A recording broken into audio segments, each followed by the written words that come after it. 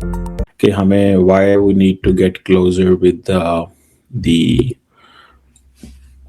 Australia, New Zealand, ये इस पूरे ब्लॉक को समझते हैं कि ये इनके करीब होना इस वक्त उनको बहुत जरूरी है।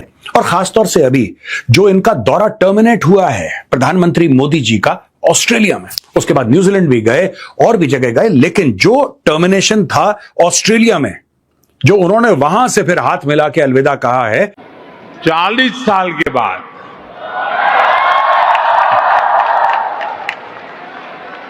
कोई भारतीय पीएम न्यूजीलैंड की धरती पर आया है। ये मेरा सौभाग्य है। मैं न्यूजीलैंड के सभी निवासियों के लिए, आप सभी लोगों के लिए 140 करोड़ भारतीयों की शुभकामनाएं लेकर आया हूं। अब सो रहे थे और चाइना रो रहा था, क्योंकि मोदी जी ने जमीन, आसमान और इवन की जो बिल्कुल स्पेस है वहां तक सब कुछ हिला के रख दिया।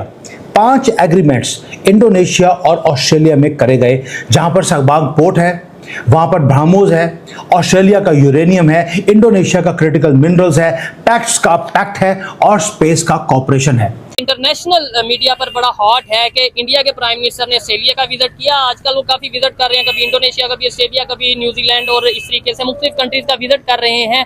ऑस्ट्रेलिया का विजिट किया। इंडियन मीडिया का ये कहना है कि उनकी जो पॉपुलैरिटी है इंडिया के प्राइम मिनिस्टर की, वो दिन ब दिन बढ़ती जा रही है, जबकि उसी के मीडिया पर भी बहुत सी खबरें ये भी आ रही हैं कि भाई वो जो जितनी भी ऑडियंस थी वो खुद बुलाई गई थी। जय हिंद। साथियों, पीएम मोदी न्यूजीलैंड गए और वहां पर न्यूजीलैंड के प्राइम मिनिस्टर जो है वो पहले से ही पीएम मोदी के इंतजार में खड़े थे, और जैसे ही पीएम मोदी प्लेन से उतरे, उतरते ही प्लेन से न्यूजीलैंड के पीएम ने उनको गले लगा दिया। और ये बात पाकिस्तान के मीडिया को हजम नहीं हो पाया कि आखिरकार पीएम मोदी जिस देश में भी जाते हैं उस देश के बड़े लीडर, प्राइम मिनिस्टर या फिर प्रेसिडेंट, उनका स्वागत करने के लिए तैयार है।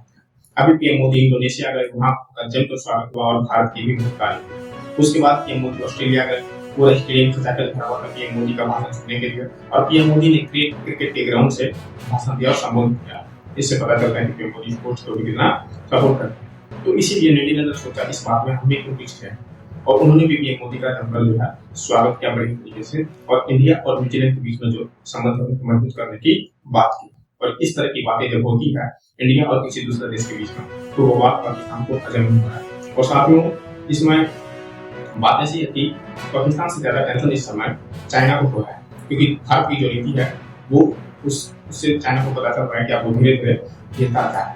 वो जो जाल इंडिया के लिए बिछा रहा था समय समय पर BRI प्रोजेक्ट के तहत, पाकिस्तान के साथ CPEC प्रोजेक्ट के तहत, और अभी उसका उल्टा पड़ रहा है। भारत जो है इंडो पैसिफिक रीजन में जो जितने देश इनके साथ भारत जो है अपने संबंध बढ़ रहा है।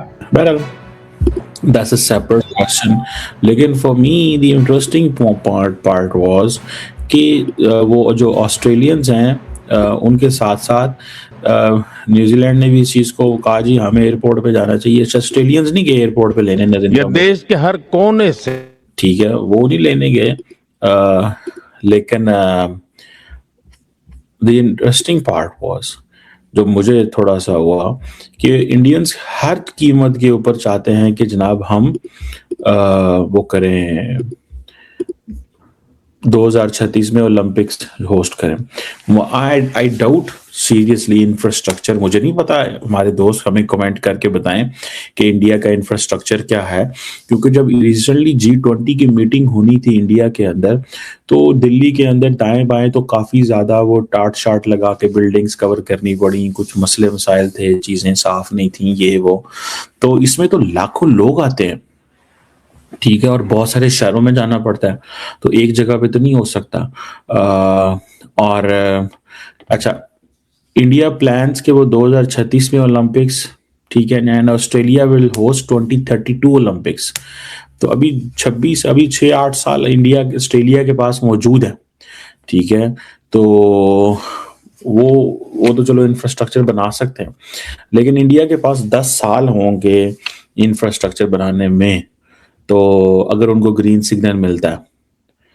अच्छा, इंडियंस इस चीज में स्मार्ट हैं कि वो ऑस्ट्रेलिया के साथ असल में ये स्पोर्ट्स कनेक्शन, देखे ना, आप जब प्रेस कॉन्फ्रेंस कर रहे हैं, और प्रेस कॉन्फ्रेंस भी आप कहाँ पे करें? क्रिकेट ग्राउंड के अंदर, तो दैट इज अ मैसेज।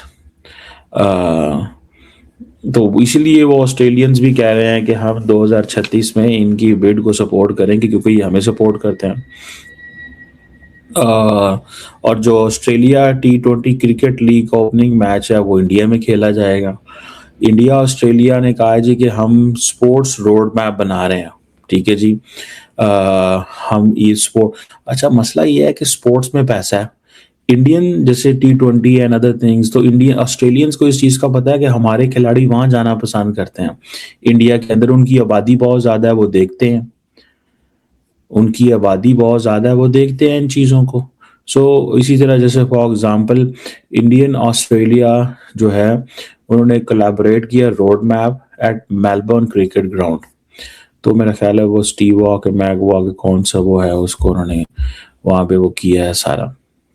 इसमें से 5 में से 4 हमारी टीम ने पहले ही आपको बता दिया था, जब पूरी रिसर्च किया था कि मोदी जी वहां पर क्या कर सकते हैं। I am proud to inform you, पहली बार हम मोदी जी को प्रेडिक्ट कर पाए।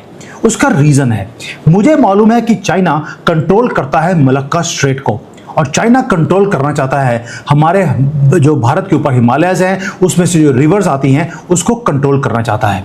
अब मोदी जी को मालूम है कि चाइना का 80% से ज्यादा जो ट्रेड या ऑयल है वो इस चोक पॉइंट में से निकल के जाता है हर एक दिन। बीजिंग को मालूम है कि मोदी जी टारगेट कर रहे हैं चाइना को, वॉशिंगटन को भी मालूम है, और इसलिए न्यू दिल्ली में जो हमारी गवर्नमेंट है उन्होंने क्वाइटली कुछ रिमार्केबल उन्होंने करना शुरू कर दिया। आज वीडियो थोड़ा लंबा होगा, लेकिन आपको एक एक चीज आपको दिखाऊंगा कि मोदी जी किस तरह से टारगेट कर रहे हैं अपने फ्यूचर को कंट्रोल करने के लिए। अब भारत सिर्फ वॉच नहीं कर रहा, हम बिल्ड कर रहे हैं एक फुल स्पेक्ट्रम को, जिसको बोलते हैं स्पेक्ट्रम ऑफ कंट्रोल। कहां पे काम हो रहा है? मिलिटरीली हम काम कर रहे हैं। साबांग पोर्ट और ब्रह्मोस मिसाइल्स हमने बेच दिया, साबांग खरीद लिया, मिसाइल्स बेच दिया। एनर्जी के ऊपर जो ऑस्ट्रेलिया का यूरेनियम है उसे हमने अपने कंट्रोल में कर लिया। इकोनॉमी करना है तो हमने क्रिटिकल मिनरल्स को अपने हाथ में ले लिया, माइंस खरीद लिए। टेक्नोलॉजी है तो पैक्स हमने साइन कर लिया, और स्पेस में गगनयान के ऊपर काम शुरू हो गया ऑस्ट्रेलिया के साथ मिलकर। दोस्तों अगर हम देखेंगे ये सारे आपको एग्रीमेंट्स अगर सिंगल देखेंगे ऐसे लगता है कि सेपरेट डील्स हैं, लेकिन अगर सभी को आप कंबाइन करेंगे आपको पता लगेगा एक एम्बिशियस जियोपॉलिटिकल प्ले है जो पिछले 10 साल में मोदी जी ने नहीं किया। यह है भारत का इंडो पैसिफिक का मास्टर स्ट्रोक, और पूरी की पूरी दुनिया सो रही है क्योंकि सारे एग्रीमेंट्स को सेपरेटली देखा जा रहा है।